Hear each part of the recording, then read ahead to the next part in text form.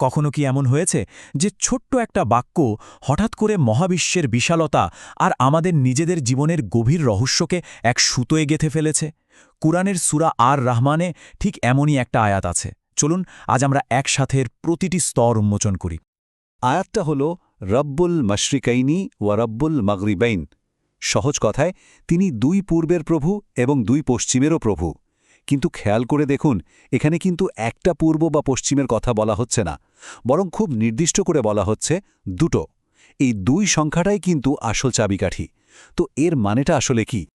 আচ্ছা, প্রথমবার শুনলে মনে হতে পারে এটা হয়তো ভূগোল বা ঋতু পরিবর্তন নিয়ে কিছু একটা বলছে। কিন্তু যদি এর মানেটা তার চেয়েও অনেক বেশি গভীর কিছু হয়, যদি এটা আমাদের নিজেদের জীবনেরই একটা আয়না হয়, চলুন একসাথে এই রহস্যের গভীরে যাওয়া যাক। যে কোনো গভীর বার্তার আসল রহস্যটা কিন্তু তার শব্দের মধ্যেই লুকিয়ে থাকে।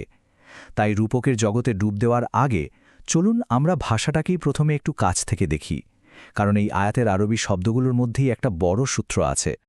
এখানেই ব্যাপারটা বেশ ইন্টারেস্টিং হয়ে যায়। দেখুন, আরবি ভাষায় কোনো কিছুর দুটি বোঝানোর জন্য একটা বিশেষ ব্যাকরণিক ফর্ম আছে যাকে বলে দ্বিবচন। এখানে যে শব্দ দুটো ব্যবহার করা হয়েছে, মাশরিকাইন আর মাগরিবাইন, দুটোই কিন্তু ঠিক সেই ফর্মে আছে। মানে এটা কোনো কাকতালীয় ব্যাপার নয়। ভাষা নিজেই আমাদের বলছে যে একটা দিগন্তের বাইরেও চিন্তা করতে হবে। আমাদের সামনে এক দ্বৈততার জগৎ তুলে ধরছে। হ্যাঁ, এর একটা সহজ ব্যাখ্যা তো অবশ্যই আছে, ঋতু পরিবর্তন। যেমন গ্রীষ্মকালের সূর্যোদয় আর শীতকালের সূর্যোদয় তো একই জায়গায় হয় না। কিন্তু কোরআনে যেমনটা প্রায় হয়, কি হবে যদি এই ভৌতজগতের ঘটনাটা আমাদের অস্তিত্বের আরও গভীর কোনো সূত্রের দিকে ইশারা করে? আর এখানেই এই প্রশ্নটা থেকেই আয়াত তার আসল সৌন্দর্যটা বেরিয়ে আসে। যদি এটা শুধু সূর্যের উদয়াস্ত নিয়ে না হয়, তাহলে এটা কি নিয়ে?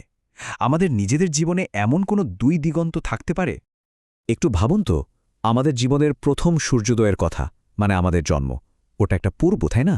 আবার ভাবুন তো জীবনের শেষ সূর্যাস্তের কথা, মানে সমাপ্তি, ওটা হলো পশ্চিম। এই আয়াতটা আমাদের খুব জোরালোভাবে মনে করিয়ে দেয় যে যে সত্তা আমাদের এই যাত্রার শুরুটা দেখেছেন, ঠিক তিনিই আমাদের সমাপ্তিতেও সাক্ষী থাকবেন। তিনি আমাদের পুরো জীবন পথেরই রব।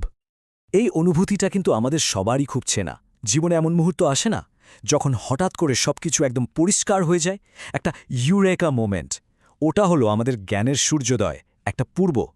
আবার এমন সময়ও তো আসে যখন আমরা পথ হারিয়ে ফেলি, বিভ্রান্ত থাকি, সন্দেহে ভুগি। ওটা আমাদের পশ্চিম। আর এখানকার বার্তাটা হলো, এমনকি যখন আমরা সেই অন্ধকারে থাকি, তখনও আমরা একা নই। তিনি আমাদের স্বচ্ছতা আর বিভ্রান্তি দুটোরই প্রভু। আমাদের চারপাশে একটু তাকানো যাক। যা কিছু আমরা ছুঁতে পারি, দেখতে পারি, মাপতে পারি, সেটা একটা বাস্তবতা, একটা দিগন্ত। কিন্তু এর বাইরেও তো আরেকটা জগৎ আছে, তাই না? আমাদের চিন্তা, স্বপ্ন, বিশ্বাস আর আধ্যাত্মিকতার জগৎ। এই আয়াতটা এই দুটো জগৎকেই ধারণ করে। এটা আসলে ঘোষণা করছে যে ঈশ্বরের রাজত্ব শুধু এই বস্তুগত জগতের মধ্যে সীমাবদ্ধ নয়, তিনি সেটারও রব যা আমাদের চোখের আড়ালে। কিন্তু এই আয়াতটাকে যদি আমরা আলাদা করে দেখি, তাহলে হয়তো এর পুরো গভীরতাটা বোঝা যাবে না। এর আসল তাৎপর্যটা লুকিয়ে আছে সূরা আর রহমানের মূল সুরের মধ্যে, যে অধ্যায়ে এটা রয়েছে। যারা সূরা আর রহমান পড়েছেন বা শুনেছেন, তারা জানেন যে এখানে একটা প্রশ্ন, একটা সুরের মতো, একটা হৃৎস্পন্দনের মতো বারবার ফিরে আসে। ফাবি আইয়ে আলাই রাব্বিকুমাতুকা জীবান, যার মানে হল, তোমরা তোমাদের রবের কোন কোন নেয়ামতকে অস্বীকার করবে? এই প্রশ্নটা আমাদের বারবার ভাবতে বাধ্য করে। তো আমাদের এই আয়াতটা, মানে দুই পূর্ব আর দুই পশ্চিমের আয়াতটা কিভাবে এই প্রশ্নের উত্তর দেয়? এটা আমাদের সামনে তুলে ধরে যে ঈশ্বরের সবচেয়ে বড় নেয়ামতগুলোর একটা হলো তার সর্বব্যাপী নিয়ন্ত্রণ। তিনি শুধু ভালো সময়েরই নন, কঠিন সময়েরও রব। শুধু স্বচ্ছতারই নন, সন্দেহেরও রব। এই ভাবনাটাই তো একটা বিরাট অনুগ্রহ, তাই না? এর মানে হলো, আমরা জীবনের যে দিগন্তেই থাকি না কেন, আমরা কখনো তার দৃষ্টির বাইরে নই। আর এটা এমন এক নেয়ামত যা অস্বীকার করা সত্যি কঠিন। আচ্ছা, এ তো গেল দর্শন আর তত্ত্বের কথা, কিন্তু আমাদের প্রতিদিনের জীবনে এর মানে কি দাঁড়ায়? এই দুই দিগন্তের ধারণাটা আমাদের জীবনকে সহজভাবে দেখতে কিভাবে সাহায্য করতে পারে? এর সবচেয়ে বড় শিক্ষাটা কি জানেন? সেটা হলো জীবনটাকে মেনে নেওয়া। এটা বুঝতে পারা যে জীবনটা কোনো একটা বিন্দু নয়, বরং একটা পুরো বর্ণালী।